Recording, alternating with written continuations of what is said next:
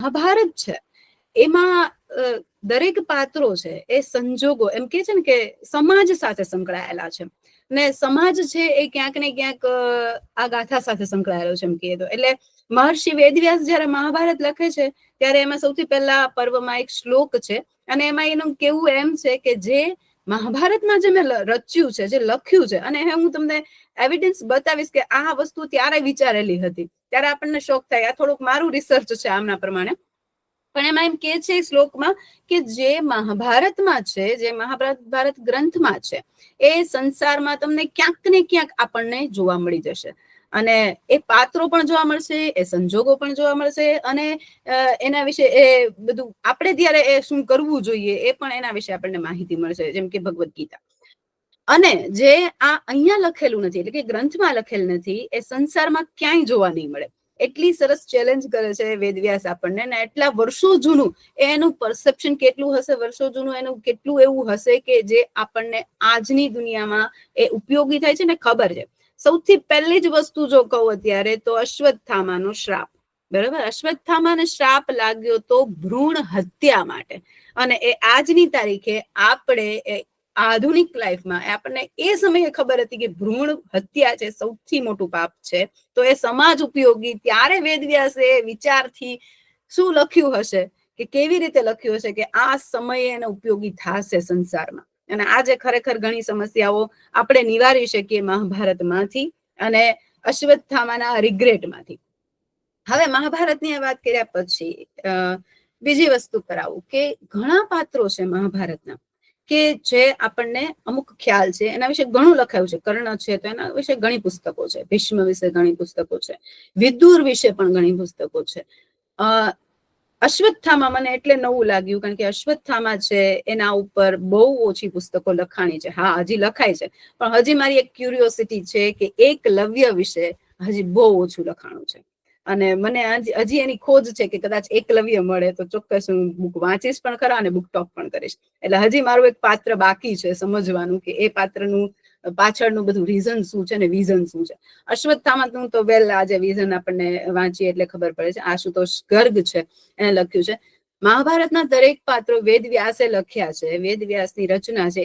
એ પછી વેદવ્યાસને સમજી, મહાભારતને સમજી અને અલગ પાત્રો છે એના માટે વિઝન અને એનું રીઝન કે આ પાત્ર ઉપર કામ કરવું છે, એમાં ઘણા બધા ઓથર્સ છે, ઘણા બધા લેખકો છે, એને કામ કરેલું છે.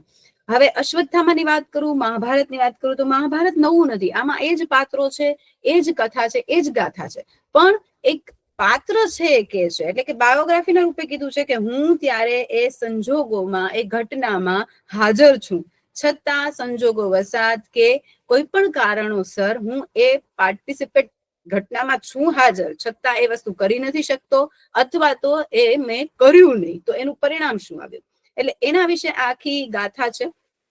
આવી જ રીતે દરેક પાત્રમાં આપણને આવી ગાથા અને કથા જોવા મળે છે. એટલે નવું કઈ નથી, પણ એક વ્યક્તિ, એક પાત્રના પર્પઝથી આપણને આ ખબર પડે છે.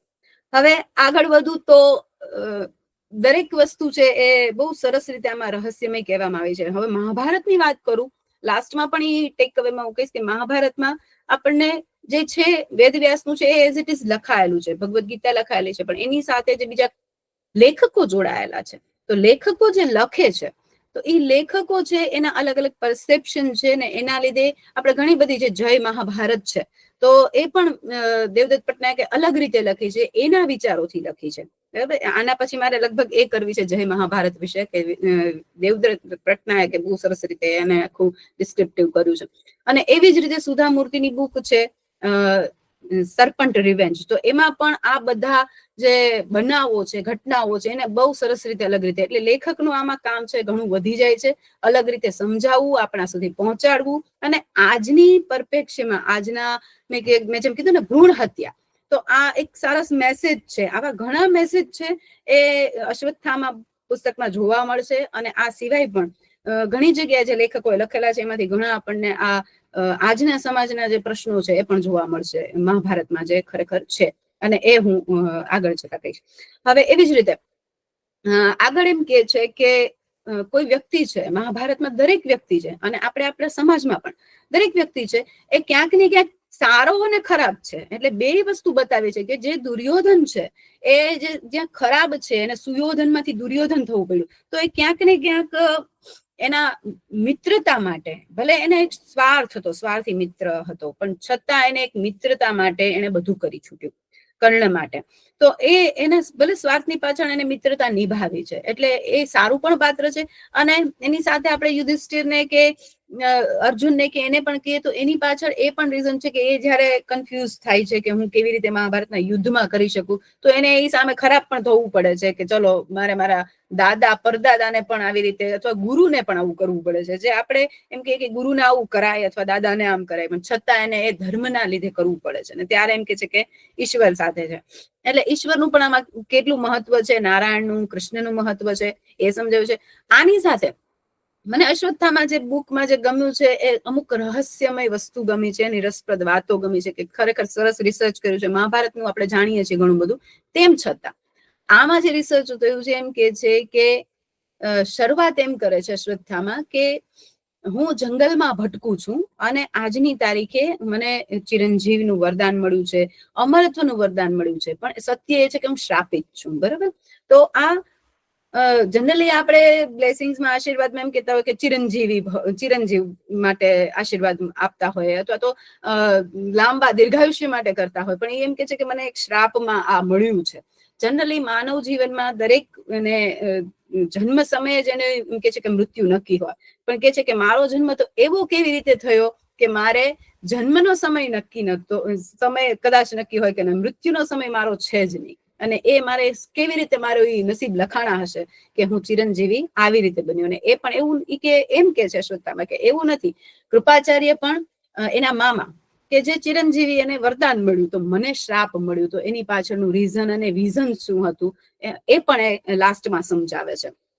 અને પછી કે છે કે મારો જન્મ કઈ રીતે થયો, એમ કે છે કે જયારે એનો જન્મ થયો ત્યારે જે ઉચ્ચશ્રવા છે, અશ્વ છે, એનો સ્વર છે એ એનાથી બહાર નીકળ્યો. એટલે અશ્વના સ્વર ઉપરથી એના પિતાએ એનું નામ પાડ્યું, દ્રોણાચાર્યએ નામ પાડ્યું અશ્વત્થામા. એટલે આ એનું નામ પડવાની પાછળનું કારણ એ છે.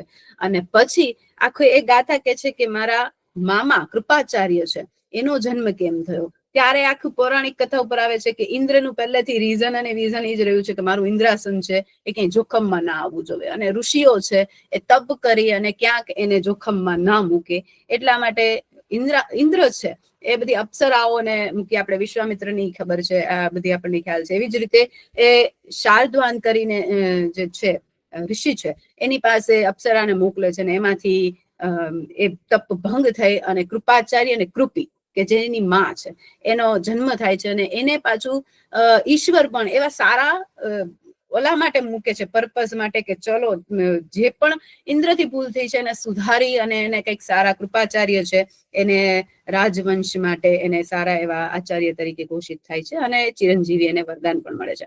એની સાથે એવી જ રીતે દ્રોણાચાર્યનો જન્મ કેમ થયો એ બહુ વાંચવાનું બહુ સરસ ઇન્ટરેસ્ટિંગ લાગશે, કે દ્રોણના પાત્રમાં એમનો જન્મ થયો, એનો વિકાસ થયો અને એ દ્રોણાચાર્ય થયા. તો એ બહુ હું કહીશ તો એટલી મજા નહીં આવે કે જેટલી વાંચવામાં આવશે. એટલે મને એ રસપ્રદ વાત કેવી આજે અત્યારે હું નહીં કહું, કારણ કે ઘણું બધું કહેવાનું છે. દ્રોણાચાર્ય છે એનો જન્મ આ જ રીતે થાય છે, અને એમાંથી એનું નામ દ્રોણ પડે છે. મને ક્યુરિયોસિટી હતી કે દ્રોણ નામ કેમ છે, એમાંથી દ્રોણાચાર્ય બહુ સરસ રીતે ડિસ્ક્રિપ્ટ કરેલું છે. અને પછી આ બેના જન્મના રહસ્ય પછી પોતાનું પણ કે છે કે અશ્વત્થામાનો જન્મ કેમ થયો, અને પછી એ કે છે કે આજની તારીખે હું જંગલમાં ભટકું છું, મારી હાલત બહુ જ ખરાબ છે, અને અત્યારે આ હાલત છે એનો જવાબદાર પણ હું જ છું. શરૂઆત કેવી રીતે થઈ અને અંત કેવી રીતે થયો, આ આખી ગાથા છે. સાથે મહાભારતના એક એક પાત્રો અને અમુક અમુક ઘટનાઓ છે એમાં એ જ્યાં હાજર હતા એના વિશે એને વાત કરી છે. શરૂઆત એમ કરે છે કે એ 8-10 વર્ષના થયા ત્યારે એને દૂધ પીવાની ઈચ્છા થઈ. આપણે આ બધું જાણીએ જ છીએ, પણ કેવી રીતે આ કથા આગળ વધે છે, મહાભારતની કથાને અલગ મોડ મળે છે, એ આપણે જાણીએ. કે દૂધ પીવાની ઈચ્છા થઈને પછી માએ છે લોટનું પાણી જેવું કરી અને ઘટ કરી અને એક સફેદ દ્રવ્ય બનાવી અને એને પાણી આપે છે, અને પછી એ એમ જ વિચારે છે કે આ દૂધ જ છે. ત્યારે એક માતા પિતા તરીકે એને દરિદ્રતાનો અહેસાસ થાય છે, અને પછી ત્યારે એમ થાય છે કે પેરેન્ટિંગ રોલ, જે અત્યારે જ આપણે કહીએ તો કે આજના પેરેન્ટ્સ છે, આપણે કહીએ ને કે લક્ઝરી લાઈફ આપીએ છીએ બાળકોને, તો એક પુત્ર મોહ કે પુત્રને આપણે જેટલું જે ખરેખર નીડ છે એને એ પણ નથી આપી શકતા, ત્યારે એને કેટલું ગિલ્ટ થાય છે અથવા કેટલું એને તકલીફ પહોંચે છે એના વિશે વાત છે. ત્યારે દ્રોણાચાર્ય છે એ કે છે ને પેરેન્ટ્સ છે બધું કરી છૂટે બાળકો માટે, જેટલું થઈ શકતું હોય એટલું બધું કરે. એટલે એ દ્રોણાચાર્ય છે એના મિત્ર પાસે જાય છે, દ્રુપદ પાસે. આ બધી આપણે સ્ટોરી જાણીએ જ છીએ, આપણને એમાં કાંઈ નવું નથી. આ જસ્ટ હું ઇન્ટ્રોડક્શન માટે ને આગળ વધારવા માટે કહું છું. ત્યારે અશ્વત્થામાની નજરે કહું છું.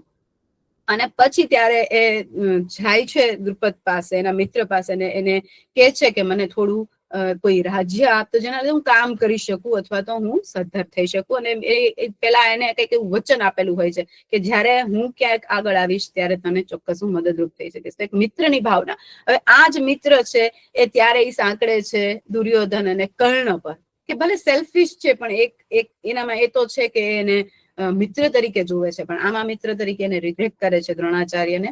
અને પછી ત્યારે દ્રોણાચાર્ય છે એમ કે છે કે હું પ્રતિજ્ઞા લઉં છું. આ મહાભારતના દરેક જગ્યાએ પ્રતિજ્ઞાને સંકલ્પ કેટલી જગ્યાએ સારો અને ખરાબ નીવડે છે. પ્રતિજ્ઞામાંથી હઠ થઈ જાય છે તો ભીષ્મ છે એનું આખું જીવન છે બદલાઈ જાય છે, અને ત્યારે ભીષ્મ રિગ્રેટ કરે છે. અને અત્યારે આ હું એમ કહીશ કે પ્રતિજ્ઞા છે, સંકલ્પ છે, કારણ કે એનો હઠ નથી એવો, ત્યારે એ હઠ છોડે છે. એ પણ હું કહીશ કે દ્રોણાચાર્ય ક્યારે હઠ છોડે છે.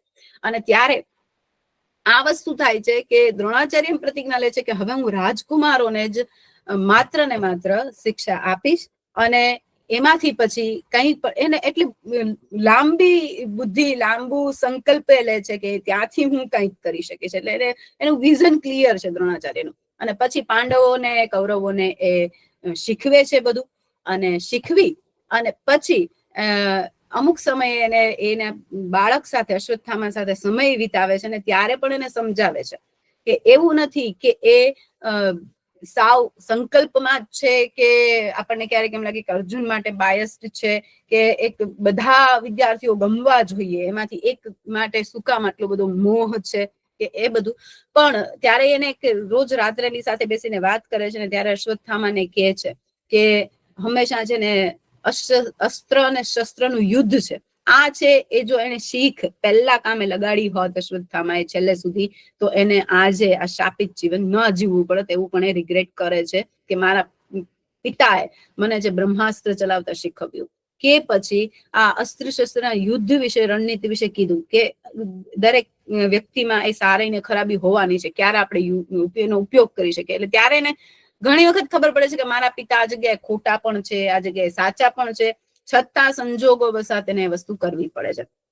અને ત્યારે કે છે કે અસ્ત્ર શસ્ત્રનું યુદ્ધ છે એ ધર્મ માટે લડવું જોઈએ, ક્ષમાદાન પણ હોવું જોઈએ, અને જે કે છે ને કે યુદ્ધ છે એ લડવામાં તમે નિર્દોષ છે, કે અમુક એના યુદ્ધના નિયમો હોય તો એ નિયમોનો ભંગ ન થવો જોઈએ.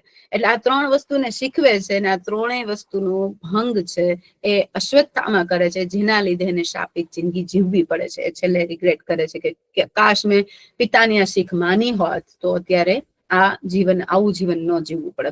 અને અત્યારે એની હાલત તેમ કે છે કે બહુ ખરાબ છે, કારણ કે એને જે મણી આપેલો હોય છે, એને મણીનું વરદાન હોય છે, તો એ મણી પણ કૃષ્ણ છે છેલ્લે લઈ લે છે. અને એ મણી પાછળનું રહસ્ય પણ હું છેલ્લે કહીશ, કે એના લીધે એની જીવન એકદમ સરસ હતું અને ખૂબ સુખરૂપ હતું. પણ મણી ગયા પછી એની જે લાઈફ છે અત્યારના ખૂબ જર્જરિત છે ને ખૂબ જ ખરાબ છે.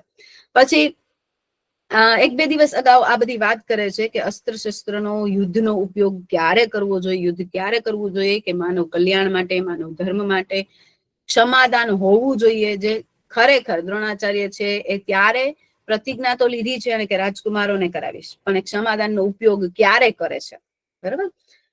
પછી થોડાક દિવસ થાય છે એટલે એ પાંડવો અને કૌરવોને કહે છે કે હવે તમારી શિક્ષા પૂરી થઈ, તમારું બધું પૂરું થયું કામ. અને ત્યારે અર્જુન એમ કે છે કે તમે ગુરુ દક્ષિણા લીધા વગર અમારી શિક્ષા પૂરી કેમ કરો છો? ત્યાં સુધી અમારી શિક્ષા છે એ જ્ઞાન છે અમને પ્રાપ્ત ન થઈ શકે.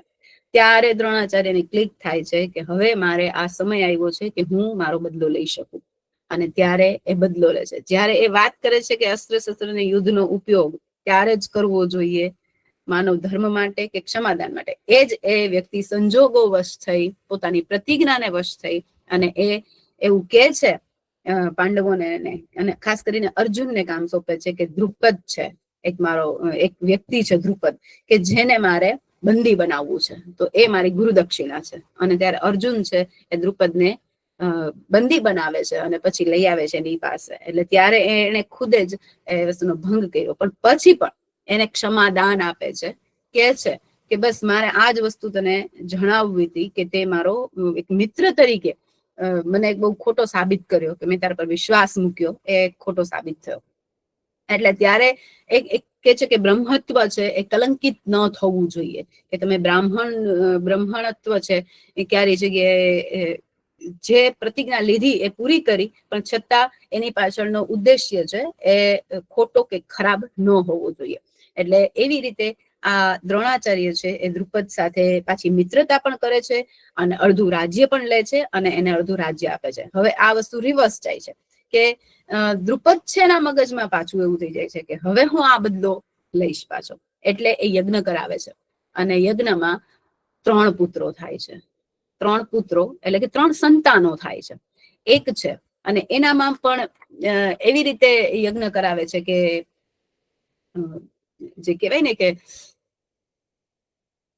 સમજાવી ન શકે, એક યજ્ઞ હોય છે, અને એ યજ્ઞમાં અગ્નિથી એક પુત્ર થાય છે, અને એકદમ દૃષ્ટ જ્યોતિષો એવી રીતે કરે છે કે એ દૃષ્ટ છે એટલે નામ દૃષ્ટદ્યુમ્ન રાખવાનું, અને કે જે સંસારમાં કોઈ એ નામ રાખશે નહીં, કારણ કે એનું એ રીતે છે.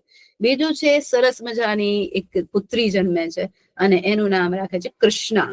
આપણને દ્રૌપદી નામથી જાણીએ છીએ, પણ અહીંયા આપણને એક નવો શબ્દ મળે છે કૃષ્ણા, કારણ કે એ એવા વર્ણની છે અને અગ્નિથી પ્રજ્વલિત છે. અને પછી દ્રુપદ એનું નામ પાડે છે કે આ દ્રુપદની પુત્રી છે, એટલે એ દ્રૌપદી, પણ ખરેખર એનું નામ કૃષ્ણા પડાયેલું હોય છે સૌથી પહેલા. અને એ પુત્ર કામેષ્ટિ યજ્ઞ કરાવે છે ખાસ કરીને દ્રુપદ, પણ એમાં એક પુત્રી આવે છે, એટલે એને થોડીક નિરાશા થાય છે કે મારે પુત્ર જોઈએ છે, ને પુત્ર જ અમારું કામ પૂરું કરશે. ત્યારે જ્યોતિષ એમ કે છે કે આ પુત્રી છે એ માનવ સમાજનો ઇતિહાસનો, આ સંસારના ઇતિહાસનો સૌથી મોટું મહાયુદ્ધનું કારણ બનશે. એટલે સારું કારણ કે ખરાબ કારણ એ નહીં, પણ કારણ બનશે, નિમિત્ત બનશે. અને આજની તારીખે એવું કહેવામાં આવે છે કે દ્રૌપદીના કારણે મહાભારતનું યુદ્ધ થયું, પણ એને પાછળ સારા અને ખરાબ બંને કારણો જવાબદાર છે. અને પછી ત્રીજું આવે છે, અને એ પુત્રી તરીકે જ જન્મે છે શિખંડી, પણ એને પુત્ર તરીકે એને બહાર સમાજમાં બતાવવામાં આવે છે. ફરી એકવાર કહું છું ને, મહાભારતમાં દરેક વસ્તુ જોવા મળશે ટ્રાન્સજેન્ડર, બરોબર? એટલે એ પણ એની ગાથા, એની વ્યથા, એ પણ શિખંડી આખો અલગ પાત્ર છે, એના વિશે પણ જાણવું ગમે એવું છે કે એ પાત્ર શું સમજે છે, શીખે છે, એના વિશે ડિટેલમાં બહુ ઓછી જગ્યાએ લખાણું છે. પણ ભ્રૂણ હત્યાની જેમ મેં શરૂઆતમાં વાત કરી એવી રીતે ટ્રાન્સજેન્ડર એની પણ આ સમસ્યા આજના સમાજમાં છે. તો આજના એટલે કે છે ને મહાભારતમાં કે અહીંયા છે, મહાભારતમાં એ સંસારમાં બધી જગ્યાએ હશે.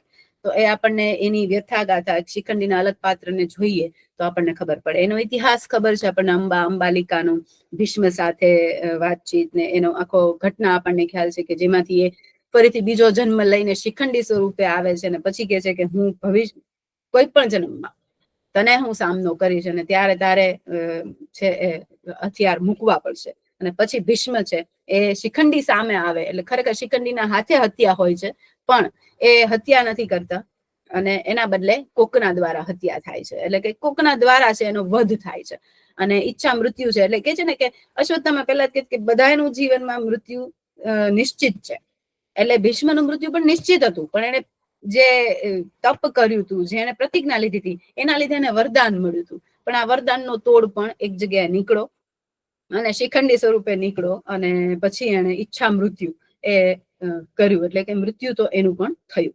એટલે હવે આગળ વધીએ તો આ વસ્તુ થઈ, અને પછી જયારે દ્રુપદ છે એને આ યજ્ઞ કરાવે છે, અને એને 3 પુત્રો 3 સંતાનો થાય છે, અને પછી એ મોટા થાય છે.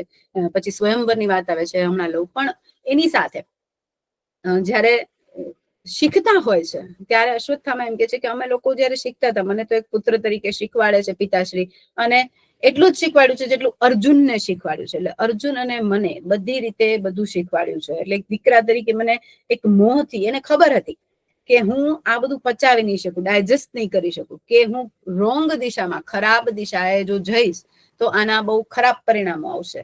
એટલે અમુક જગ્યાએ એને એ બ્રેક મારી શકતા હતા, અમુક જગ્યાએ એને રોકી સમજાવતા હતા કે એક દીકરા તરીકે હું બાપ તરીકે શીખવું છું, પણ એનો મિસયુઝ એટલે કે દુરુપયોગ છે એ ન થવો જોઈએ, એ તારી જવાબદારી છે. અને એને બને ત્યાં સુધી એવું આખા ગાથામાં એમ કીધું છે કે બને ત્યાં સુધી મેં એનો ઉપયોગ કર્યો છે, પણ જ્યારે એક કેમને મતી મારી જાય અથવા તો સંજોગ એવા થઈ જાય અને એના લીધે આ વસ્તુ પોસિબલ થાય.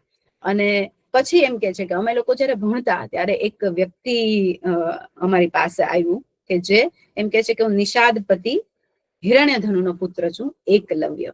અને એ એકલવ્ય વખતે એને આપણે કહે ને કે બધી વસ્તુ ખબર હોવી જોઈએ, પેરેન્ટ્સની કે બાળકોની. જેમ બાળકોની ખબર છે કે સારા અને ખરાબ, એની વીકનેસ ખબર છે, સ્ટ્રેન્થ ખબર છે, એવી રીતે એક બાળકને પણ પિતા માતાની વીકનેસ અને સ્ટ્રેન્થ ખબર હોય ને ક્યારેક બાળકો એનો ઉપયોગ પણ કરતા હોય કે દુરુપયોગ પણ કરતા હોય. એટલે ત્યારે એને ખબર પડે છે કે પિતા આવું કેમ કે છે, વિચાર આવા કેમ કરે છે.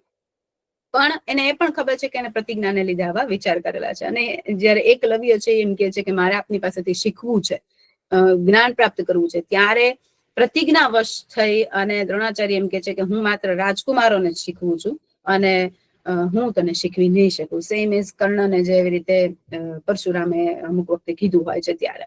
તો એ વસ્તુ એની પ્રતિજ્ઞાને વશ થઈને, એ આપણે બીજી બુકમાં ઘણી જગ્યાએ છે એના વિશે ઉલ્લેખ. તો આવી રીતે પ્રતિજ્ઞાને વશ થઈને એકલવ્યને શીખવતો નથી, અને એકલવ્ય પોતાની જાતે એક મૂર્તિથી ગુરુ જ્ઞાનની પ્રાપ્તિ કરે છે. એક વાઇબ્રેશન્સ છે ને કે આપણે અત્યારે ઓનલાઈન કહીએ છીએ કે પુસ્તકોમાંથી કહીએ છીએ, પણ એક વાઇબ્રેશન, એક ગુરુને એને આત્મસાત કરી અને ગુરુમાંથી એક જ્ઞાન પ્રાપ્તિ કરવી, એ બહુ સરસ આખો કોન્સેપ્ટ એકલવ્યએ સમજાવ્યો છે. અને ત્યાર પછી પણ જયારે ખબર પડે છે કે એકલવ્ય છે એ અમુક વખતે જોવા મળે છે ત્યારે એમ કે છે કે આ તમારી મૂર્તિ છે. અને એમાંથી દ્રોણાચાર્યને ખબર પડે છે કે મૂર્તિમાંથી ખાલી એને મને જ્ઞાન મળ્યું છે, આ જ્ઞાન પ્રાપ્તિ કરી છે ને એનો એક પર્પઝ હતો કે અર્જુન છે એનાથી શ્રેષ્ઠ છે એ કોઈ હોવું જ ન જોઈએ વિદ્યાર્થી તરીકે, શિષ્ય તરીકે. અને ત્યારે એને એ વસ્તુ થાય છે. અને ત્યારે અશ્વત્થામાને પણ પ્રશ્ન થાય છે કે એક દીકરા તરીકે પણ મને કે હું એનાથી અર્જુનથી શ્રેષ્ઠ થાવ એવું ન કરવામાં આવ્યું, શું કામ? એ પ્રશ્ન થાય છે. કારણ કે બ્રહ્માસ્ત્ર છે એ બ્રહ્માસ્ત્ર પાડતા એને આવડ્યું, શીખવ્યું બંનેને, પણ બ્રહ્માસ્ત્ર પાછું કેમ લેવું એ માત્ર અર્જુનને ખબર હતી, એ અશ્વત્થામા નતો જાણતો. બરાબર? એ જ રીતે અને ત્યારે પણ એમ આશ્ચર્ય થાય છે કે એકલવ્યને ન શીખવવાનું કારણ શું? અને જો ન શીખવ્યું, ચલો પ્રતિજ્ઞાવશ એને નથી શીખવ્યું, તો એની પાસેથી એક ગુરુ દક્ષિણા લઈ લીધી કે મને હવે તો ગુરુ દક્ષિણા આપ, અને એમ કરીને અંગૂઠો લઈ લે છે.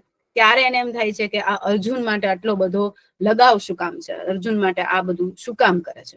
અને એને એના પ્રશ્નનો જવાબ પછી મળે છે. પછી આગળ કથા થાય છે કે એ લોકો પતી જાય છે ને પછી હસ્તિનાપુર આવી જાય છે ને પછી આખું પ્રદર્શન આખું એ કરે છે કે બધા ધનુર્વિદ્યા ને બધાનું આખું પ્રદર્શન થાય છે. અને ત્યારે આવે છે કર્ણ, અને ત્યારે કર્ણ એમ કે છે કે હું પણ આ કરવા માંગુ છું, અને બધા કરે છે તો મારે પણ મેં વિદ્યા શીખેલી છે તો હું બતાવવા માંગુ છું.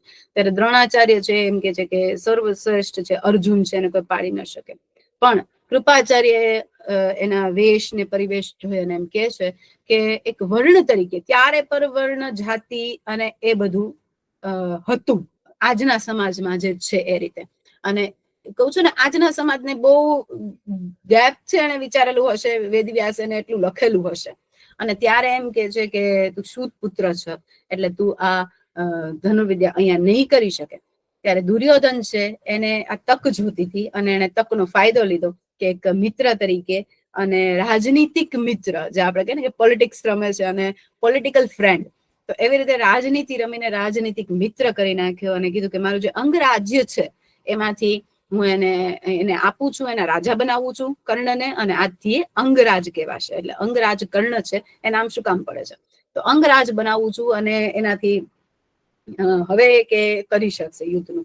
તેમ છતાં સૂર્યાસ્ત થયો એટલે એ પછી યુદ્ધ સોરી આજે પ્રદર્શન છે એ રોકાવી દેવામાં આવ્યું અને પછી એ એની જાતને સાબિત નથી કરી શક્યો કર્ણ, જે એ યુદ્ધમાં સાબિત કરે છે.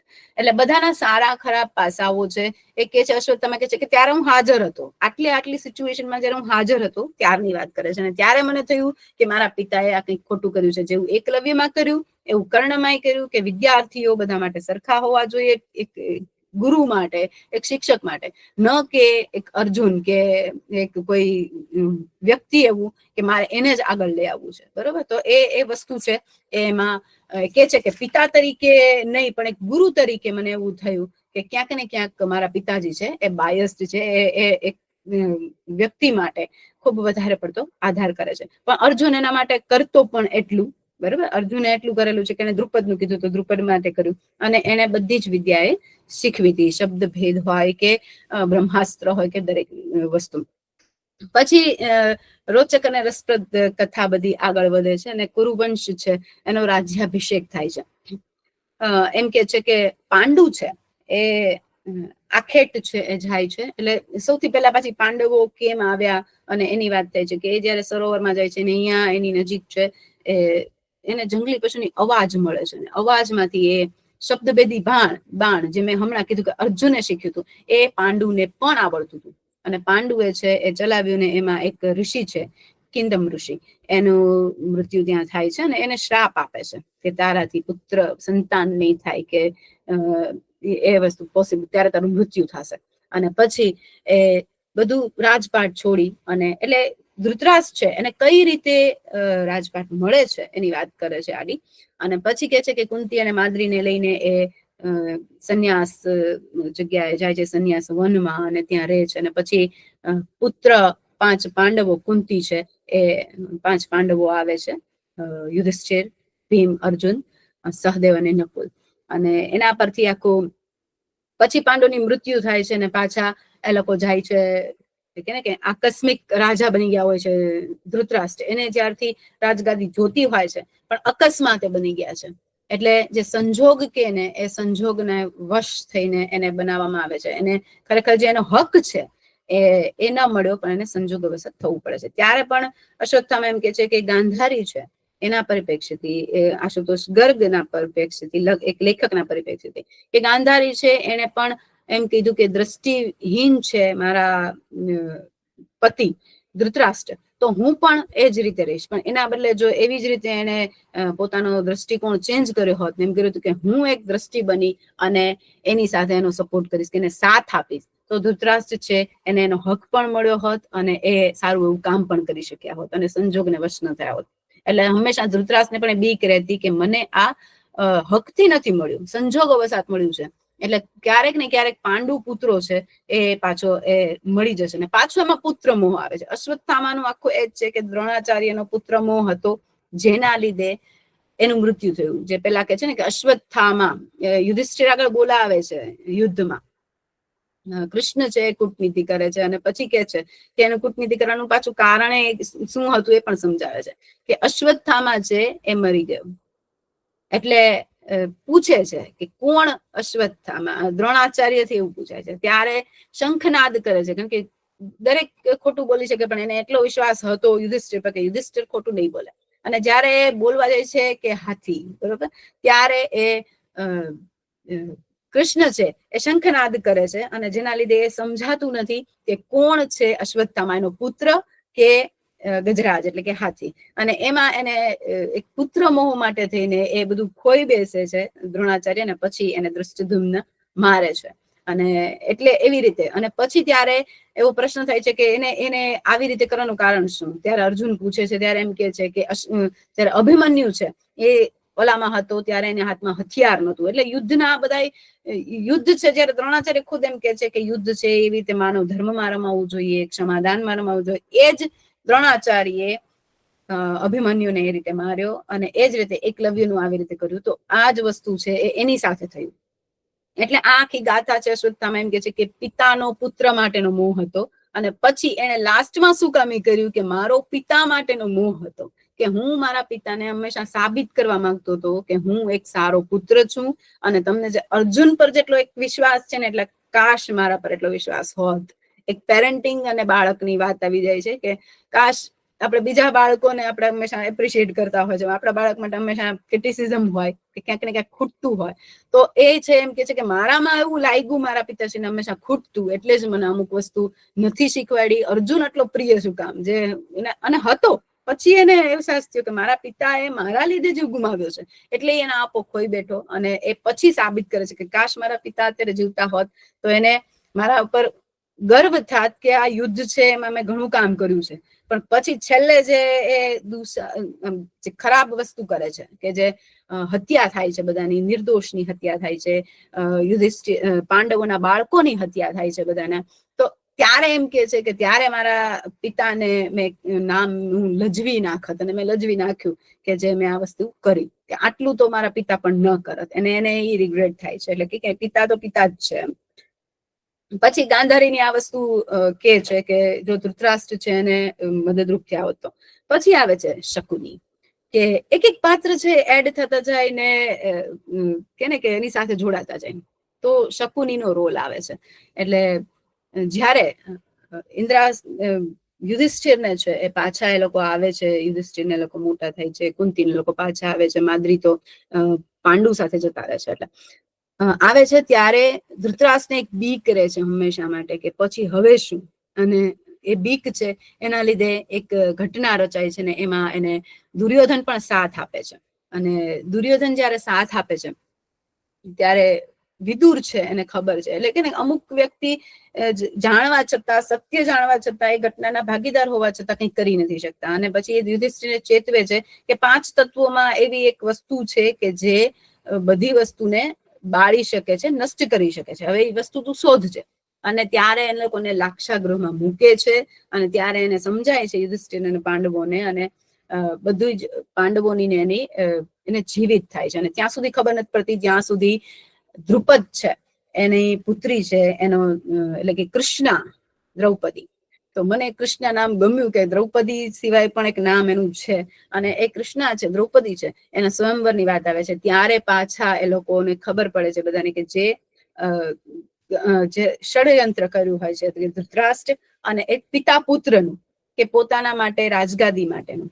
એટલે એ દુર્યોધન એ બંને છે એને એ કર્યું હોય છે લાક્ષાગૃહ માટે, કે એને જીવતા સળગાવી દેવા, કે એવું કરી નાખવું કે પાંડવો બચે જ નહીં. અને એવું પ્રૂવ થઈ જાય છે. ત્યારે વિદુર છે એને કરાવડાવે, એક ચેતવે છે, ચેતવણી આપે છે કે હું રાજાને લીધે અથવા જે રાજાને લીધે મારું એક પરફોર્મ છે, મારું એક ધર્મ છે, પણ છતાં હું જે સત્ય છે એનો પણ સાથે સાથ આપીશ. અને એવી રીતે સાથ આપે છે વિદુર.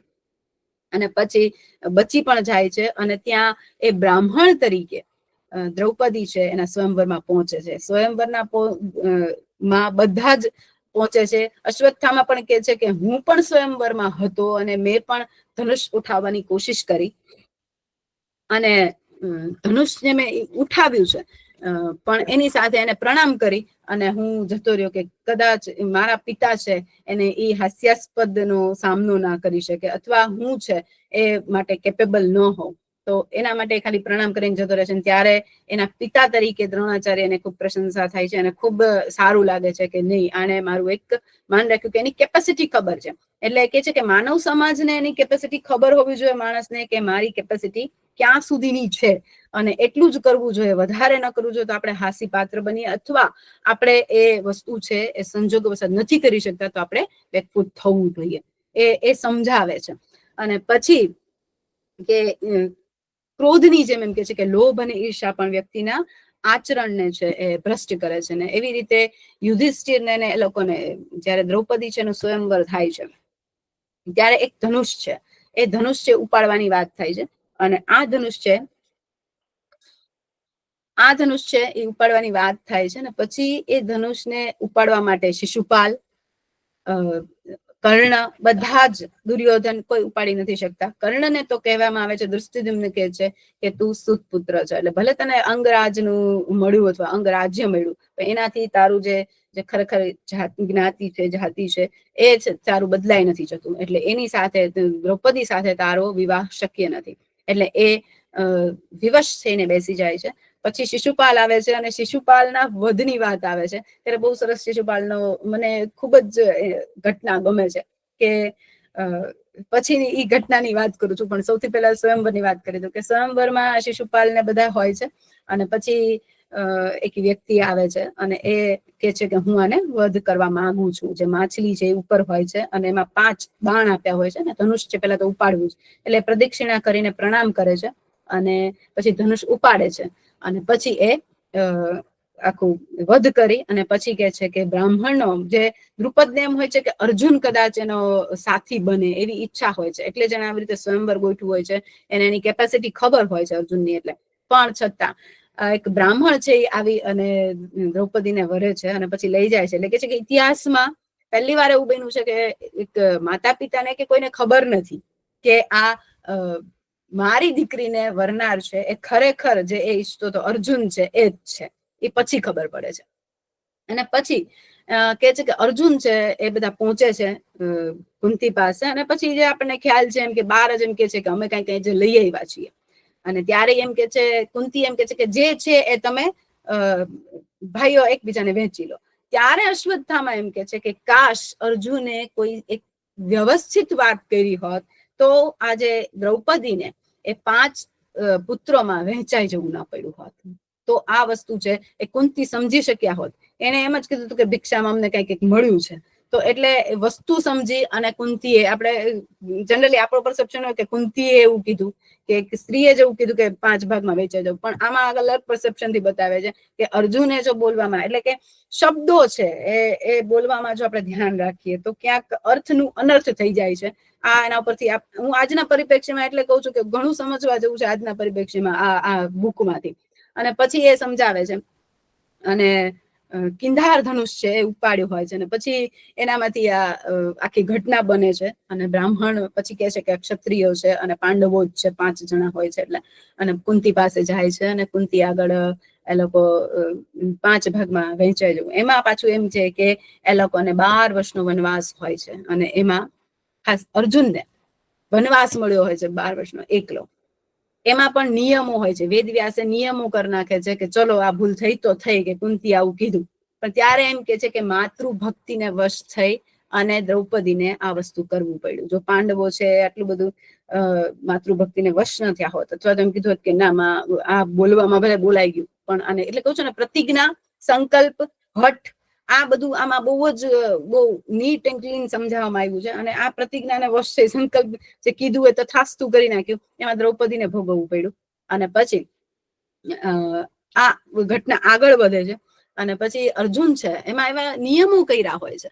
વેદવ્યાસ ખાસ નિયમો કરે છે કે કેવી રીતના નિયમો કે એક વર્ષ એક પતિ સાથે રહેવાનું, અને એમાં ક્યાંક અજાણતા જ એવી ભૂલ થઈ જાય છે અર્જુનથી કે એ એક કક્ષમાં આવવાનું પણ નથી હોતું ને એ કક્ષમાં પહોંચી જાય છે અને એને 12 વર્ષનો વનવાસ મળે છે. ત્યાં એ એક પર્વત પાસે દ્વારકા કૃષ્ણ મળે છે અને એ દ્વારકા જાય છે અને દ્વારકામાં એને એની બેન સાથે, સુભદ્રા સાથે, કૃષ્ણની બેન સાથે સુભદ્રા સાથે પ્રેમ થઈ જાય છે. અને સુભદ્રા પણ એની જે કે છે ને કે મુખ્ય, એટલે કે એની સગી બેન નથી સુભદ્રા, બરોબર, એટલે એવી રીતની બેન છે કૃષ્ણની. એટલે આમ એમ કહેવાય છે કે કૃષ્ણ ને કુંતી છે એ કુંતી છે એના ફઈ થાય, પણ એમ અંદરો અંદર પણ નથી. એટલે ત્યારે એમ કે છે કે કૃષ્ણને ખબર પડી જાય છે કે એને પ્રેમ થઈ ગયો છે, એટલે એમ કે છે કે તું એને લઈ જા, કારણ કે ખરેખર આવી રીતે સ્વયંવર થાય ને સ્વયંવરમાં તો આ વસ્તુ થઈ નહીં શકે, એટલા માટે તું એને લઈ જા. એટલે ભાઈ જ કે ને કે આજે કે છે ને કે ભાગીને લગ્ન કર્યા અથવા તો લવ મેરેજ કર્યા, તો એ સમયે પણ એવું હતું અને કર્યું હતું. એટલે એ પછી બલરામ છે ગુસ્સે થાય છે પણ કૃષ્ણ એને સમજાવે છે અને આ લવ સ્ટોરી એટલે કે પ્રેમ છે એ બંનેનો સુખરૂપ થાય છે અને પછી સુભદ્રા અને અર્જુનના લગ્ન કૃષ્ણ જ કરાવી દે છે. અને આ વસ્તુ છે એ આજમાં પણ આપણે ઘણી વખત એવું જોઈએ છીએ કે પ્રેમ થાય છે અને આવી રીતે લગ્ન થાય છે. એટલે ઘણી વસ્તુ આજના પરિપ્રેક્ષ્યમાં આપણે જોઈએ તો જોડાવા મળે આપણને. પછી કૃષ્ણ અને શિશુપાલનો આવે છે આખો, કે જે લોકો પછી ઇન્દ્રપ્રસ્થ આપે છે ધૃતરાષ્ટ્રને, અને ઇન્દ્રપ્રસ્થ છે એ આખું મળી જાય પછી એકવાર આ બધા પહોંચે છે ઇન્દ્રપ્રસ્થ માટે, એને કે રાજ્ય માટે આમંત્રણ આપે છે ને બધા રાજ્યમાં એમ કે બધા લોકો આવે છે. એમાં યુધિષ્ઠિરને એવી ઈચ્છા હોય છે કે કૃષ્ણ એ ખૂબ મદદરૂપ બન્યા છે, એટલે કૃષ્ણ છે એને હું અગ્ર પૂજા કરીશ. એટલે ત્યારે એમ કે છે કે અગ્ર પૂજા ત્યારે થાય જ્યારે પિતા કે વડીલો જીવતા ન હોય ત્યારે. એટલે કે છે એને તો કે વાસુદેવ જીવે છે એટલે એની અગ્ર પૂજા શું કામ, એમ કરીને શિશુપાલ વાંધો ઉઠાવે છે. અને ત્યારે બહુ જ અસમંજસમાં યુધિષ્ઠિર થઈ જાય છે કે શું કરવું. ત્યારે આખું ચેપ્ટર શિશુપાલ ઉપર આવી જાય છે કે શિશુપાલનો જન્મ કઈ રીતે થયો. અને પછી કૃષ્ણ એમ કે છે, અશ્વત્થામાનું પણ એમાં રોલ હોય છે કે અશ્વત્થામા કે છે કે હું સાથે હતો અને મેં જોયું છે. તો અશ્વત્થામા એમ કે છે કે એ સમયે મને પણ કે દ્રોણાચાર્યને જોતા હતા કે કદાચ આના મગજમાં પણ એમ ના આવે કે મારી પૂજા થાય, કારણ કે અમે જીવી દ્રોણાચાર્ય છે એમ, એટલે કે સારું છે કે મારા પુત્રમાં એ વસ્તુ નથી.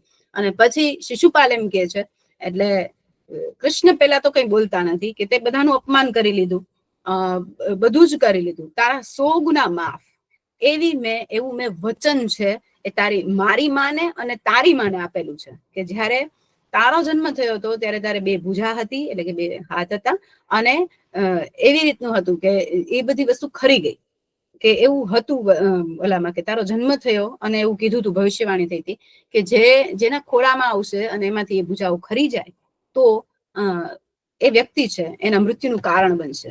અને ખરેખર કૃષ્ણ છે અને બલરામ છે ગયા હતા ત્યારે, અને ત્યારે શિશુપાલના હાથમાં લીધા અને એમાંથી 2 ભુજાઓ ખરી ગઈ, એટલે કીધું કે આ મૃત્યુનું કારણ હવે કૃષ્ણ બનશે. ત્યારે કૃષ્ણની માં અને શિશુપાલની માં બે એને રિક્વેસ્ટ કરે છે, એમ કે છે કે આનું મૃત્યુ છે એ ન થવું જોઈએ. તો કે છે કે એટલે એના વશ થઈ, અને કારણ કે એ તો નારાયણ હતા, ભગવાન હતા, એને ખબર છે કે જીવન છે એટલે મૃત્યુ છે, પણ કે છે કે છતાં ચલો તમે કયો છો એટલે મને 100 ગુના માફ કરીશ. મને આ બહુ સરસ આ વસ્તુ ગમે છે કે 100 ગુના માફ થવા જોઈએ, પછી 101 નો ગુનો નહીં.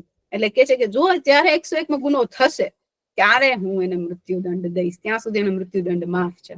અને ખરેખર એવું જ થાય છે કે એને ઘણા ગુના કરેલા હોય છે અને જવા દે છે શિશુપાલને, પણ એ જ રાજ્યસભામાં સુદર્શન ચક્ર લઈ અને શિશુપાલને ધડ છે એ અલગ કરી દે છે, અને આખું ધડ માથું અલગ થઈ જાય છે, અને પછી ત્યાં ને ત્યાં મૃત્યુ થઈ જાય છે. અને ત્યારે કે છે અશ્વત્થામા કે મેં પહેલું સ્વરૂપ નારાયણનું જોયું, કે આવું સરસ સ્વરૂપ જોયું, ઈશ્વરીય સ્વરૂપ જોયું, અને ત્યારે મને એના પર એમ થઈ ગયું કે ના, આ ક્યારેય વ્યક્તિ, આ કૃષ્ણ છે એ બાયસ્ડ નહીં થાય, કે કાંઈ નહીં થાય, ધર્મ માટે બધું કરશે. અને ખરેખર એ જરૂરી હતું મૃત્યુ માટે, કે બધાના અપમાન માટે, કે એના માટે એ ગમે ત્યારે સામે આવશે. ત્યારે એને અશ્વત્થામાને આ વિશ્વાસ બેસી જાય છે. વળી ચાલે છે આગળ આખી કથાને, કે છે કે પાંડવોને વનવાસ થયો ને ત્યારે કે છે કે પાછળ યુધિષ્ઠિરે જાય છે, દુર્યોધન પણ જાય છે જોવા કે લોકો ક્યાં ગયા છે ને શું ગયા છે. ત્યારે બંદી બને છે અશ્વત્થામા, દુર્યોધન અને કર્ણ, અને પછી ત્યારે પણ છોડાવે છે અને યુધિષ્ઠિર સારો થાય છે. અને એ જ રીતે પછી પાછું ઇન્દ્રપ્રસ્થમાં જાય છે ત્યારે દ્યુતકીડામાં એને બોલાવે છે, અને ત્યારે શકુની સાથે આખું બધું રચે છે, અને દ્રૌપદીની જે હાલત થાય છે ત્યારે કૃષ્ણનું બીજું સ્વરૂપ જોવે છે, કે કૃષ્ણ ત્યારે બીજા સ્વરૂપે આ રીતે મદદરૂપ થયા, અને ત્યારે બીજું સ્વરૂપ જોયું અશ્વત્થામાએ. અને ત્યારે એમ કે છે, ટેક અવેમાં બધું આ વસ્તુ કહીશ કે અશ્વત્થામા એમ કે ત્યારે મેં મારા મનમાં એવું નથી વિચાર્યું, ક્યારે ખરાબ નજરે મેં દ્રૌપદીને નથી જોઈ. ભલે કર્ણએ જે કીધું, કે દુશાસને કીધું, કે દુર્યોધને કીધું, પણ મેં ક્યારે એને ખરાબ નજરે નથી જોઈ. એટલે એ મારું એક પ્લસ પોઈન્ટ છે, અને મેં એ વસ્તુ ક્યારેય એવી વિચારી નથી દ્રૌપદી વિશે. હા, હું લગ્ન માટે ગયો હતો, પણ મારી કેપેસિટી જોઈને મેં ખુદ જ ગીવઅપ કરી, ઓલો થઈ ગયો, પણ મેં કોઈ ખરાબ નજરે નથી જોયું. એટલે મારામાં એક સારી વસ્તુ પણ એ કહેશે.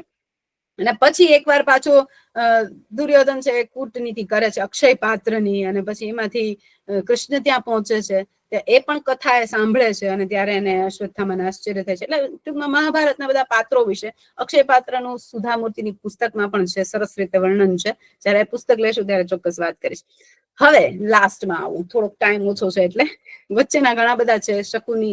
શકુનીની વાત છે, શિખંડીની વાત છે, પણ એ બુક વાંચીને વધારે મજા આવશે. આઈ થિંક રસપ્રદ આખી ઘટનાઓ છે. એટલે બ્રહ્માસ્ત્રની વાત કરું, કે જ્યારે યુદ્ધ થાય છે, દ્રોણાચાર્ય મરી જાય છે, એનું મૃત્યુ થાય છે, એટલે એમાં પિતા માટે થઈને આખી લડાઈ છે, કે દ્રુપદ છે એનો બદલો છે, ધૃષ્ટદ્યુમ્ન કે છે કે હું એનો બદલો લઈશ દ્રોણાચાર્ય પાસે. અને દ્રોણાચાર્ય મૃત્યુ થાય છે એટલે અશ્વત્થામા એમ કે છે કે હું મારા પિતાના મૃત્યુનો બદલો લઈશ ધૃષ્ટદ્યુમ્નને મારીને. એટલે ધૃષ્ટદ્યુમ્નને મારે છે, અને પછી એ જયારે દ્રોણાચાર્ય મૃત્યુ થાય છે પછી એનો બદલો એ લે છે. પછી એ આપવામાં નથી રહેતો, કારણ કે એના પિતાના મૃત્યુનું એને બહુ જ, કારણ કે હંમેશા પિતા સાથે જોડાયેલો હોય છે.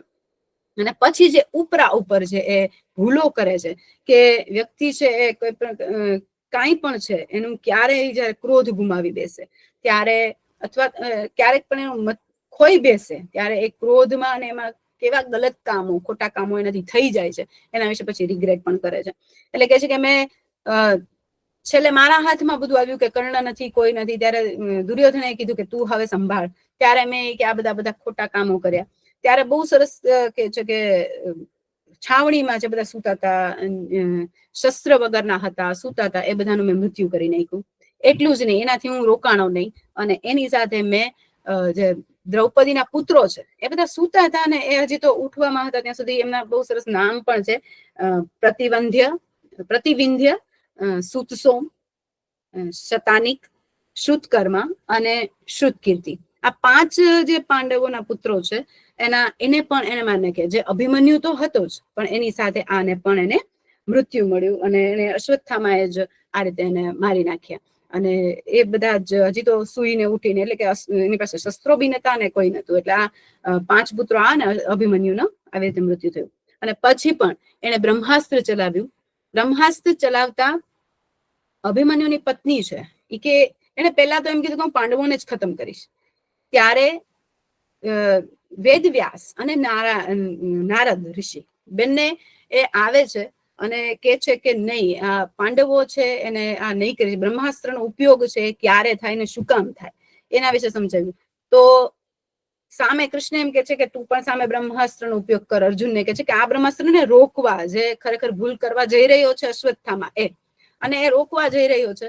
અને ત્યારે અર્જુન પણ બ્રહ્માસ્ત્ર ચલાવે છે અને સામસામા બ્રહ્માસ્ત્ર ભટકાય છે. ત્યારે નારદ અને વેદવ્યાસ આવીને કહે છે કે બંને પાછા લ્યો બાકી સૃષ્ટિમાં એકદમ ખરાબ હાલત થઈ જશે આખી સૃષ્ટિ ખતમ થઈ જશે. એટલે અર્જુન છે માનીને બ્રહ્માસ્ત્ર પાછું લે છે કે મારું એવું રીઝન નતું મેં તો ખાલી રક્ષણ માટે કર્યું હતું એટલે મારું એવું રીઝન કે વિઝન નતું એટલે પાછું લે છે. પણ અશ્વત્થામા એમ કે છે કે મેં એવા સંકલ્પથી લીધું છે કે જેનાથી બ્રહ્માસ્ત્ર પાછું નહીં આવે ને મને આવડતું નથી એટલે એમ કે છે કે તો ચલાવ્યું શું કામ આવડતું નથી તો એમ. તો એને રિગ્રેટ થાય છે અને પછી કે છે કે હવે વાંધો નહીં મારું એક સંકલ્પ છે કે હું પાંડવો તો છોડી દઉં છું પણ પાંડવનો વંશ આગળ નહીં વધવા દઉં. એટલે એ વિચાર્યા વગર એ કે છે કે મને કૃષ્ણ કાંઈક પણ આમાંથી રસ્તો ગોતી દત પણ તેમ છતાં એને વિચાર્યા વગર એવું પાછું એને એક શબ્દ કે છે ને કે આપી દીધા કે કાંઈ વાંધો નહીં હવે હું પાંડવો નહીં પણ પાંડવનું વંશ ખતમ કરી નાખું છું જે છેલ્લું બચ્ચું છે. એટલે કે છે કે અભિમન્યુનો દીકરો છે જે ઉત્તરાના ગર્ભમાં છે એને હું મૃત્યુ આપું છું અને એનો વધ કરવા માંગુ છું. જે ભ્રૂણ હત્યા મેં શરૂઆતમાં કીધું એ રીતે અને એને મારવાની કોશિશ કરે છે અને સીધું બ્રહ્માસ્ત્રને પર ચલાવે છે. કૃષ્ણ ત્યારે ખૂબ જ ગુસ્સે થાય છે કે આજની સમસ્યા ખબર નહીં કૃષ્ણનું એ રીતે બનાવ્યું છે વેદવ્યાસે. અને ત્યારે એમ કે છે કે આ બહુ અત્યારના સુધીના ઇતિહાસમાં અથવા ભવિષ્યમાં પણ આ સૌથી ખતરનાક પાપ હશે કે જે ભ્રૂણ હત્યા થાય છે. આની પાછળનો મેસેજ એ હશે. અને ભ્રૂણ હત્યા માટે કે છે કે પિતાની હત્યાનો પ્રતિશોધ એટલો બધો હતો કે જેમાંથી એને બધું ખોઈ બેઠો અને એ પ્રતિશોધમાં એને નિર્દોષ લોકોનો હત્યા કરી ઘણા લોકોની હત્યા કરી અને ભ્રૂણ હત્યા ખાસ કરીને કરી કે બધા માટે હું તને માફ કરી દઉં પણ ભ્રૂણ હત્યા માટે નહીં કરું. અને કે છે કે આને તું હજી આજની તારીખે જીવતો જોઈશ. પરીક્ષિત ને એનું નામ પરીક્ષિત પડે છે પછી જીવતો જોઈશ અને તું આ જીવન એ બધાના વંશજો પણ જોઈશ અને એના માટે હું તને જીવતો રાખીશ. આજીવન સજા કે ને કે ફાંસીની સજા નહીં આજીવન સજા રાખો એટલે એને હંમેશા પીડા ભોગવવી પડે. અને જયારે એના મસ્તક પર કે છે કે મણી હતો તો આ મણી છે એની પાછળનું રીઝન ને એ હતું કે આ મણી છે એની જે દિવ્ય મણી કહેવાતું મસ્તકમાં એ કોઈ પણ પ્રકારના ભયથી અથવા તો કોઈ પણ પ્રકારની વ્યાધિ એટલે કે ચિંતા કે એનાથી પણ મુક્ત રાખે અને કોઈ પણ પ્રકારનો ઘાવ ન થવા દે. એટલે કે છે અશ્વત્થામા કે મને યુદ્ધ દરમિયાન ક્યારે પણ ઘાવ નથી થયો બીકોઝ ઓફ આ મણી એના કપાળે હતું એટલે. અને કે છે કે તારે મણી આપી દેવું પડશે કૃષ્ણ કે છે અને કૃષ્ણ હાથમાં આપી દે છે અને કે છે કે હવે પાંડવોને જશે આ કે જે એને ભય વ્યાધિથી મુક્ત કરે હવે એ તને નહીં મળે કે જે તને વરદાન મળેલું હતું. અને પછી એની હાલત એટલે જર્જરિત એટલા માટે થાય છે અને હજારો વર્ષો સુધી એમ કે છે કે પૃથ્વી લોકમાં છે મારે ભટકતા રહેવાની મને એક બીજી પણ શાપ આપે છે કે હવે તું ભટકતો રહીશ અને એવી રીતે. અને પછી અભિમન્યુ છે છેલ્લે ઉપસંહાર અશ્વત્થામા છે ટેક અવેમાં કે છે કે મેં સારા કામો પણ કર્યા છે, એવું નથી કે મેં ખરાબ કામો પણ કર્યા છે. મારી પરિપ્રેક્ષ્ય, મારું જોવાનો દ્રષ્ટિકોણ આ હતું. કે છે કે ભીમના એના ઇન્સિડન્સ કે છે કે ભીમને જયારે વિષ આપ્યું હતું ખીરમાં, ત્યારે એ વિષ છે એમાં હું ભાગીદાર નહોતો, એમાં મને ખબર નહોતું ને મેં રોક્યો તો પણ ખરા દુર્યોધનને કે આવું ના કર. પછી સત્યાગ્રહમાં પણ જયારે વિદુર છે રોકવા આવ્યા હતા, ત્યારે વિદુરે જે કીધું હતું ત્યારે પણ હું હતો સાથે, અને ત્યારે મેં દુર્યોધનનો સાથ નતો દીધો. જો હોત તો હું કહી શક્યો હોત દુર્યોધનને કે વિદુર આવું કહી ગયા છે અને બી એલર્ટ, એટલે કોઈ કે પાંડવોનું ઓલું થાત, પણ ત્યારે મેં પાંડવોનું ખરાબ નથી ઈચ્છું. પછી કે છે કે પિતા દ્રોણે એકલવ્ય અને કર્ણનો અધિકાર છે એ અર્જુનને આપ્યો, મને પણ એમાંથી વંચિત રાખ્યો, જે ખરેખર કર્ણનો અધિકાર હોય છતાં મેં પિતાને કઈ નથી કીધું કે નથી અર્જુન માટે કોઈ દિવસ એવું પ્રતિસ્પર્ધા કરી કે એ મારાથી આગળ કેમ નીકળી જાય, એવું કઈ નથી કર્યું. કારણ કે એ કેપેબલ હતા. એ એમ કે છે અશ્વત્થામા કે જેટલા અર્જુન છે એ કેપેબલ છે, એટલા જ એકલવ્ય, એટલા જ કર્ણ અને એટલા જ એ અશ્વત્થામા, ચારે જણ એટલા જ કેપેબલ હતા. છતાં અર્જુન માટે કોઈ દિવસ એને એવું મનમાં ભાવ નથી આવ્યો, ઈર્ષા ભાવ. પછી કે દ્રૌપદીના ચીરહરણ સમયે પણ એમને કોઈ દિવસ એવો ખરાબ વિચાર નથી આવ્યો દ્રૌપદી માટે. એને ખૂબ સન્માનથી એને જોયા છે અને હંમેશા જોયા છે. અને પછી કે છે દુર્યોધનના પક્ષમાં યુદ્ધ કરવા છતાં એને તટસ્થતા રાખી છે બની ત્યાં સુધી, પણ જયારે એના પિતાનું મૃત્યુ થાય છે ત્યારે આપો ખોય છે. ત્યાં સિવાય એને કોઈ એવા કામ નથી કર્યા કે જે એને લજ્જિત કરે અથવા એના પિતાને લજ્જિત કરે. તો આ વસ્તુ હકીકત છે કે પિતાનો આધ્યાત્મિક પ્રેમ અને છલપૂર્ણ હત્યા થઈ, એમાં એ વિવેક ખોઈ બેઠા, અને ત્યારે એને એ થાય છે કે નરસંહાર કરી બેઠા, અને એના લીધે એને આ રિગ્રેટ થાય છે કે આ વસ્તુ થઈ ગઈ.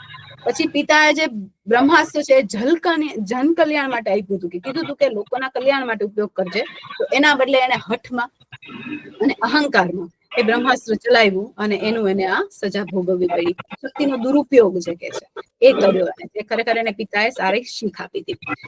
ગર્ભમાં શિશુની હત્યા કરી અને નિર્દોષ લોકોની હત્યા કરી, જેના લીધે એને પોઝિટિવ પાસા પણ મૂક્યા કે મારામાં આ પોઝિટિવિટી છે.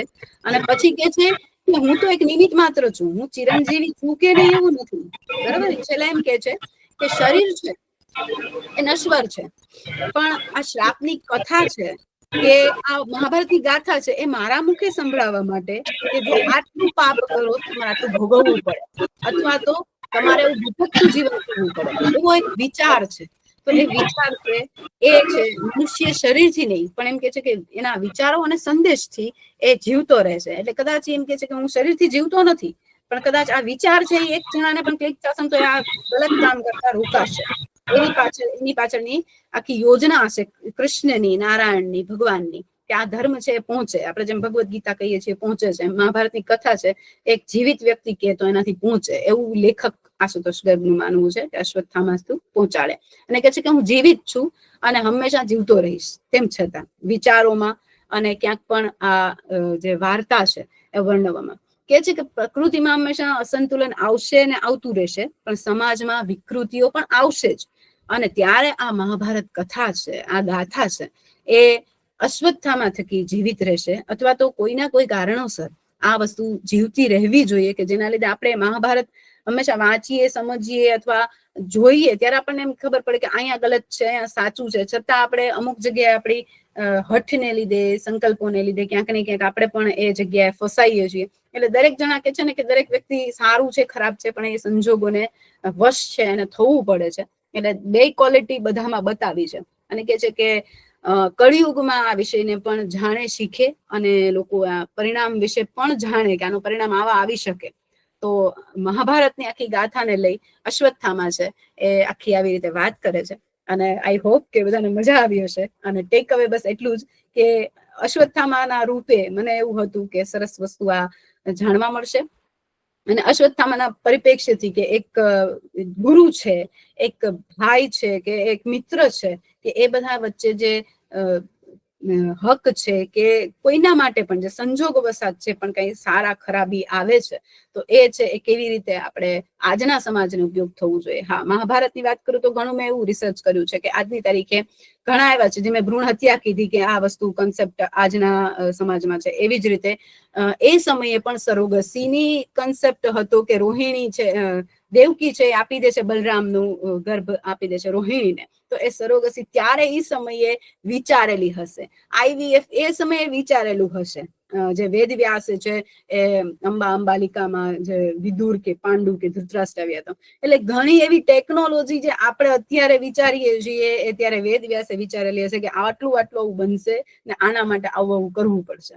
તો કેટલી આખું વિઝન હશે એનું, કે ચીરહરણ આપણે કહીએ છીએ કે રેપ કહીએ છીએ આજના સમયમાં, તો એ દ્રૌપદી માટે સન્માન કેવી રીતે મેળવવું પાછું, અથવા કેવી રીતે એના માટે એ હકથી લડવું, તો આખું આ વિઝન કે એવું ક્યાં એવા સંજોગો બને છે કે જેના લીધે સ્ત્રીને આટલું સહન કરવું પડે છે, અથવા પુરુષ છે એને આટલી પ્રતિજ્ઞા વશ થવું પડે છે.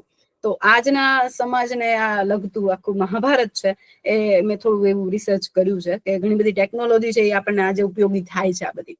તો ધેટ્સ ઇટ, કે અશ્વત્થામા છે એ આવી રીતે આખું વાત કરે છે કે પોતાના સારા ખરાબી પણ કે છે, અને ક્યાં ખરાબ ને સારું થયું એ પણ એના ભાવથી એના મુજબથી કે છે કે એ જ્યાં એ હતા એ ઘટનામાં હાજર હતા એની વાત કરે છે. આઈ હોપ કે અશ્વત્થામાનું ઘણું ગમ્યું હશે. ઘણા બધા ચેપ્ટર્સ છે, 28 ચેપ્ટર્સ છે, પણ એમાં વચ્ચે વચ્ચે ખૂબ જ સરસ બધું શિખંડીનું ને બધાને રસપ્રદ ઘટનાઓ વાર્તાઓ બધું જ ખૂબ જ વ્યવસ્થિત આપેલું છે. મહાભારત વાંચવું ગમે, અંદર ડેપ્થ છે એ ગમે. Okay, thank you so much.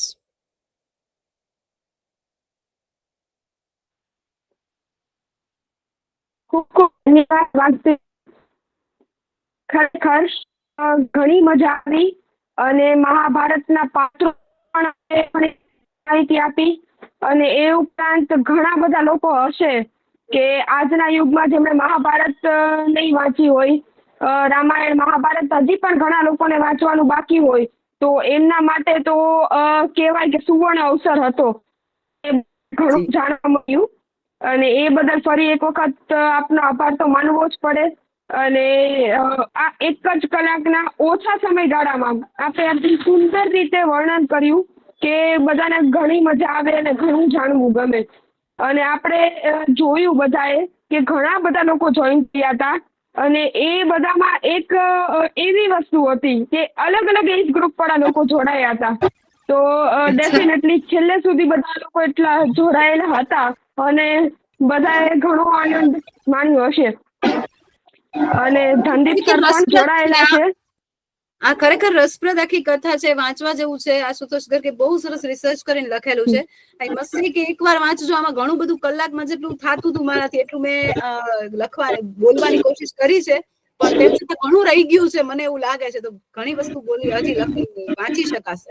તો આઈ મસ્ટ સે કે વાંચે બધા. અને ખરેખર મહાભારત રામાયણ એ એપિક છે કે એમના વિશે જેટલું જાણીએ ને એટલું ઓછું છે. કારણ કે આપણે આખી જિંદગી એના વિશે સમજ્યા રાખીએ, વાંચ્યા રાખીએ, જાણ્યા રાખીએ, પણ છતાં પણ આપણી જિંદગી એની સામે ટૂંકી પડે. એટલું બધું યોગદાન છે ઘણા ઘણા પાત્રોનું, અને આપણા માટે પણ એટલું યોગદાન છે. યસ યસ, હજી એ પણ છે કે સુદર્શન ચક્ર કઈ રીતે મળ્યું, જે કૃષ્ણને મળે છે એ બધાની પણ ગાથા સરસ છે. યક્ષ પ્રશ્નની પણ ગાથા સરસ છે. એટલે ઘણી બધી વસ્તુ છે આપણે સાંભળેલી છે, એટલે અમુક મેં સ્કીપ કરી દીધી કે નથી ખબર, એ ખ્યાલ હોવો જોઈએ. પણ ઘણી બધી વસ્તુ છે કે ગાંડીવ છે એ કેવી રીતે મળ્યું અર્જુનને, બહુ ડેપ્થમાં લખેલું છે. અને આ બધું એવું છે વાગ્દીબેન, મહાભારત કયો, રામાયણ કયો, આના માટે ફક્ત એક ટોક સીમિત નથી. આના માટે કન્ટિન્યુઅસ ચેપ્ટર હોવા જોઈએ. કદાચ ધનદીપ સર ને પારસભાઈ ને બધા અગ્રી કરશે કે આના માટે તો ચેપ્ટર જ રાખવા પડે, હવે લઈને આવું છું જય માહિતી મળી શકે. જય મહાભારત અલગ કન્સેપ્ટ થી બહુ સરસ લખ્યું છે દેવદત્ત પટનાયકે. ખરેખર સમજવા જેવું છે. એ મારે હવે નેક્સ્ટ ડે કરવું છે. જી જી ધનદીપ સર, બોલો બોલો, આપના વિચારો રજૂ. Thank you. એઝ યુઝ્યુઅલ બહુ ઇન્ટરેસ્ટિંગ રીતે તમારું વક્તવ્ય હોઈ આવ્યું છે. જે લોકોને આ વસ્તુનો દૂર દૂર સુધી ટચ નથી, જે લોકોને કોઈ પણ આઈડિયા નથી, એવા દરેક અલગ અલગ એજ ગ્રુપને ઇઝીલી સમજાઈ જાય. 60 મિનિટની અંદર 6000 પાના સ્ટડી કરી લેવા, એ પ્રકારની આ એક ઘટના હતી. બટ મારે આમાં બે વસ્તુ એડ કરવી છે, with proper permission of Namrata and show the group. બી પણ ઇન્ટરેસ્ટિંગલી તમે આમાં ભાગ લઈ શકશો. કે મેં ગ્લોબલી જેટલા પણ કન્વેન્શન કર્યા છે, મેં એક વખત મારા જીવનમાં એવી ઘટના બની હતી કે મારે અશ્વત્થામા ઉપર મેનેજમેન્ટ લેસન ઉપર ટ્રેનિંગ કહી શકાય, અધરવાઇઝ એક મેનેજમેન્ટ પ્રોગ્રામ કન્ડક્ટ કરવાનો હતો. એનો જે ક્રક્સ છે એ આજે સારો એવો મોકો છે કે તમે અશ્વત્થામા ઉપર જ વાત કરી છે, એટલે હું મારા વિચારો રજૂ કરવા માંગુ છું. અને બિફોર ધેટ મહાભારત વિશે જેટલું પણ કહીએ, બોલીએ, સાંભળીએ અને સંભળાવીએ એ ઓછું છે. એનું કારણ એવું છે કે મહાભારત પોતે જ એક બ્રહ્માંડીય સમુદ્ર તરીકે જોવામાં આવે છે, જે એની અંદર જે પ્રકારનું જોવાની ઈચ્છા કરશે એને એ પ્રકારે વસ્તુ બતાવશે. એટલે જ જે લિરિક્સ છે महाभारत सीरियल ना ये पण कनेक्टिंग है कि शक्ति है, भक्ति है, जन्मों की मुक्ति है, जीवन का यही संपूर्ण सार है, युग युग से कण कण में सृष्टि के दर्पण में वेदों की कथा अपार है, ये कर्मों की गाथा है, देवों की भाषा है, सदियों के इतिहास का प्रमाण है, ये कृष्ण यानी कि द्रौपदी की महिमा है, गीता की गरिमा है, और वही ग्रंथों का ग्रंथ ये महान है. બેઝડ ઓન ધીસ મેં જે અશ્વત્થામાને જેટલું સ્ટડી કર્યો છે એ પ્રમાણે મેં 4-5 વસ્તુ ફાઇન્ડ આઉટ કરી છે કે અશ્વત્થામાનું જે કેરેક્ટર છે મહાભારતમાં એ જીવનના માર્ગદર્શન તરીકે શું કહેવા માંગે છે. તો એક વસ્તુ એ રિપ્રેઝન્ટ ક્લિયરલી એવું કરે છે કે અણધડ ક્રોધ અને બદલાની ભાવનાનું કોઈ કેરેક્ટર હોય તો એ અશ્વત્થામા છે. કથાનો સંબંધ એવો છે, જે વાઘભી ઓલરેડી કહી દીધું, કે પોતાના પિતા દ્રોણાચાર્યના મૃત્યુ પછી અશ્વત્થામાનો શોક એ અનિયંત્રિત રોષમાં બદલાઈ ગયેલો. એટલે જીવનના અર્થ તરીકે એ વસ્તુ એવું સજેસ્ટ કરે છે મહાભારત થકી કે ક્રોધ જો તમારામાં હોય પણ એ સંયમિત ન થાય તો બુદ્ધિશાળી અથવા પ્રતિભાશાળી વ્યક્તિને પણ એ આત્મવિનાશ તરફ દોરશે. એટલે બદલો લેવા જનારને ઘણી વખત પોતાની જ હાનિ થાય એ અશ્વત્થામા કહે છે.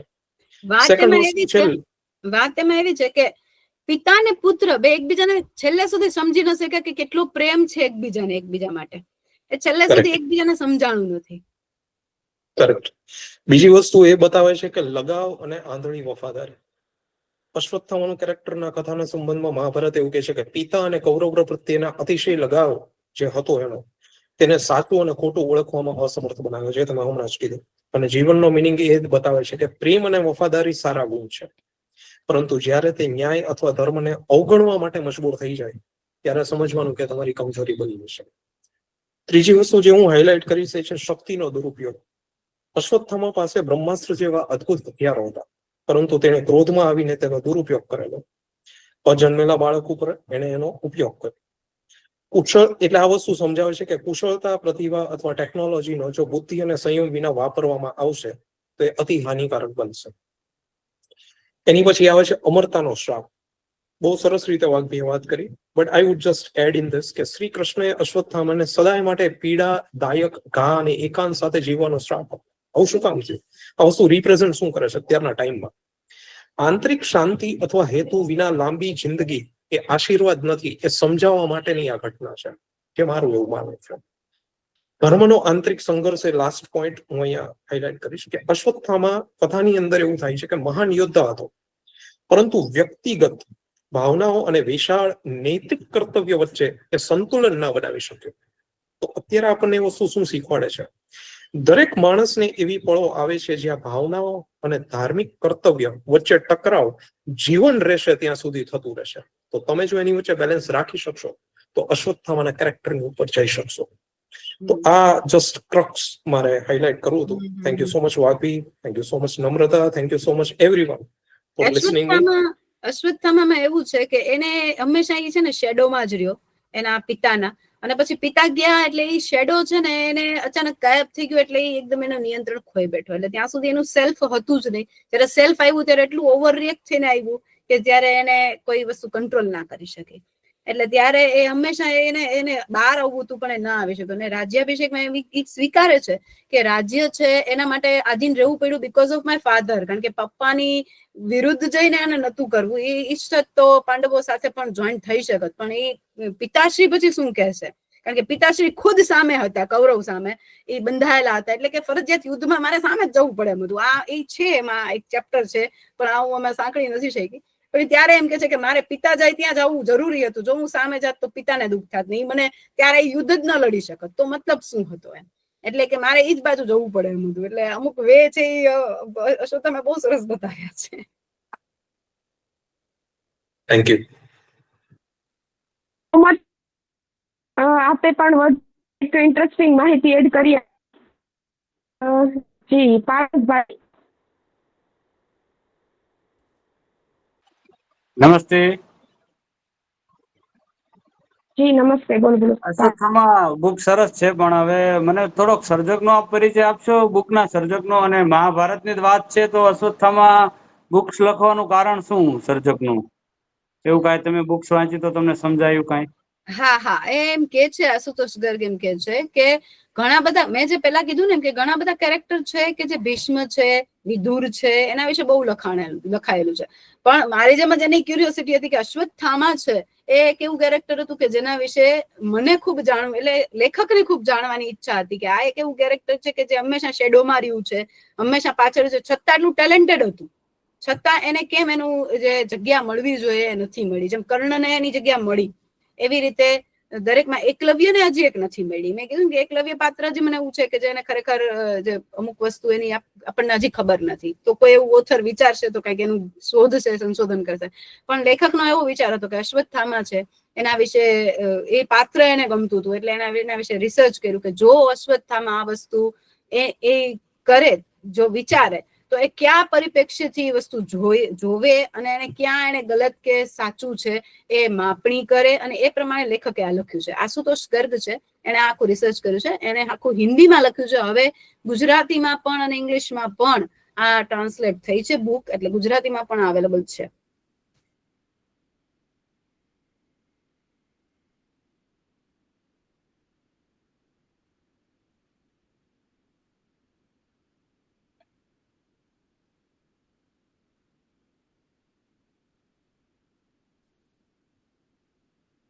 બરાબર.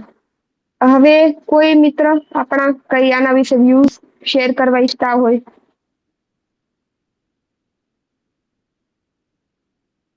હજી ઘણા લોકો હવે જોઈન થાય છે, એ લોકો મિસ કરી દીધું ઘણું બધું. કઈ નહીં, આપણે મહાભારતની અલગ રીતે કથા છે, પાછી બીજામાં જય મહાભારતમાં સાંભળવાની મજા આવશે. ત્યારે પાછું મહાભારતના બીજા પાત્રો ઘણા સરસ છે, ઘણા જે જાણીતા નથી એવા પાત્રો છે કે જે આપણે સાંભળ્યા પણ નથી મહાભારતમાં, એવા પાત્ર વિશે વાત કરી. મેં કીધું ને, કૃપાચાર્યનો જન્મ, દ્રોણાચાર્યનો જન્મ કઈ રીતે થયો એ આખું આપણને ક્યાંય કન્સેપ્ટ ખબર નથી, પણ આમાંથી આપણને મળે. એવી રીતે ઘણું જ આ મહાભારતમાં છે, તો આપણે મહાભારત એમાં કન્ટિન્યુ કરીશું કે એમાં ઘણું બધું નવું પાછું જાણવા મળે. કારણ કે આ 1 કલાકનો કે એક બુક પૂરતો વિષય નથી, પણ મહાભારત આખું ઘણું વિશાળ છે, સમુદ્ર જેવું છે. એટલે જેટલા લેખકો હશે એ પ્રમાણે અલગ અલગ આપણને બધું જાણવા સમજવા મળશે. એટલે જય મહાભારત આપણે નેક્સ્ટ મંથમાં ગોઠવીએ કે મહાભારત છે એ વધારે અલગ રૂપથી આપણે જોઈએ પાછું. અને ધનદીપ સર, અમે આ અશ્વત્થામાની વાતચીત બી વાઘબીબેન ને મારી વચ્ચે ઘણા ટાઈમથી ચાલતી હતી અને પેન્ડિંગ રહી જતી હતી somehow. કોઈક વખત આપણે અહીંયાથી કન્વિનન્ટ ન હોય શોધકમાં અને કંઈક ને કંઈક રીતે, પણ ફાઇનલી આજે બહુ સરસ રીતે આ ટોક રહી આપણી. અને આજની ટોકમાં ઘણા નવા ચહેરાઓ છે કે જે લોકો ફર્સ્ટ ટાઈમ જોઈન કરી હોય આપણી બુક ટોક, અને બધાને ગમી હોય. ચિરંજીવીની ટોક હોય ને એટલે અદ્ભુત ઘટનાઓ બનવી સ્વાભાવિક છે. અને સાચી વાત છે. ભૂલી પણ ચિરંજીવી રહ્યા છે. બાકી તો નામ છે આ જન્મનું, પણ એનો આત્મા તો શાશ્વત છે. આપણે ગમતું આપણે શેર કરીએ એનાથી વિશેષ શું હોઈ શકે? મને મારા માટે આજે તો સર્વ પિતૃ અમાસ છે. આખા 2025 ના સૌથી મોટા વર્ષનો સૌથી મોટો દિવસ છે. દરેક પ્રકારના પિતૃઓ હાજર છે. યસ, એટલે મારે આ જ વસ્તુ કેવી હતી કે આપણું એવું જીવન છે એવું વિતાવીએ કે જેના લીધે આપણે શ્રાપિત જીવન નહીં, પણ આપણે કંઈક ચિરંજીવી પણ કંઈક એમ સારું એવું જીવન વિતાવી શકીએ કે પછી એમ કે પિતૃનું શ્રાદ્ધ છે એ પછી ન નડીએ આપણે એમ. એટલે આપણે અત્યારે જેટલું બધું એટલે તમે જે આજે સત્સંગ કર્યો એ પણ એક જાતનું તર્પણ જ હતું, અને અમે જેટલા શ્રોતા ભેગા થયા હતા અમારા બધાના પિતૃઓ તર્પણ થઈ ગયું, અને બધા તરી જશે હવે.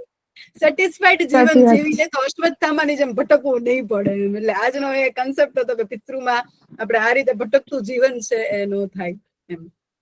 બિલકુલ. ખરેખર મજા આવી આજે. અને હવે કોઈ મિત્રને કઈ શેર ના કરવું હોય તો આપણે અહીં આપણી આજની બુક ટોક ને વિરામ આપીશું. અને આવતા રવિવારે કંઈક નવા જ ઇન્ટરેસ્ટિંગ ટોપિક સાથે મળશું. અને કાલથી શરૂ થતી નવરાત્રી માટે સર્વે શ્રોતા મિત્રો તેમજ માનનીય વક્તાશ્રીઓને હાર્દિક શુભકામના. અને મળીશું આવતા રવિવારે નવા ટોપિક સાથે. ત્યાં સુધી સૌને નમસ્કાર. આવજો. Thank you વાઘજીભાઈ.